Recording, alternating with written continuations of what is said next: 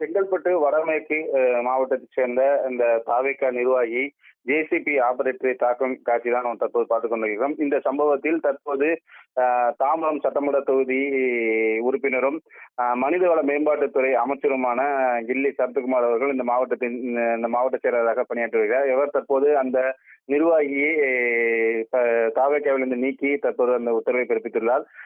இந்த சம்பவமானது நேற்று முன்தினம் இரவு நடைபெற்றுள்ளது. அதாவது தாம்பரம் அருகே பெருங்குளத்தூர் பகுதியில் பழைய வீடு ஒன்றை இடித்து இடிக்கும் அந்த கட்டிட துகள்களை லாரியில் ஏற்றுவதற்காக 2-3 லாரிகள் அந்த சாலையில் இருந்து அந்த பொருட்கள் ஏற்றிக் கொண்டிருப்பட்டிருந்தது.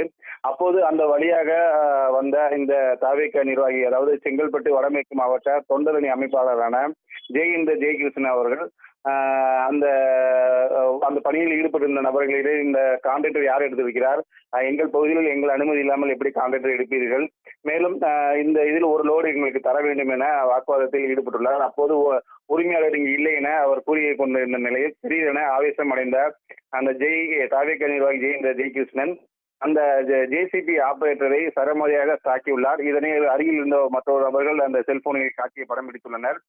இது தொடர்பாக பேருங்கனை காவல் நிலையத்தில் புகார் அளிக்கப்பட்டுள்ளது. புகாரின் பேரில் தற்போது போலீசாரும் விசாரணை மேற்கொண்டு வருகின்றனர். விசாரணையில் அந்த தாவேகா குடிக்கட்டி அந்த காரின் நம்பர் வைத்து விசாரணை செய்த போது அவர் தாம்பரம் பகுதியைச் சேர்ந்த தாவேகா நிர்வாகி ஜெயகிருஷ்ணன் என தெரிய வந்ததை அடுத்து தற்போது இந்த நடவடிக்கையானது எடுக்கப்பட்டுள்ளது.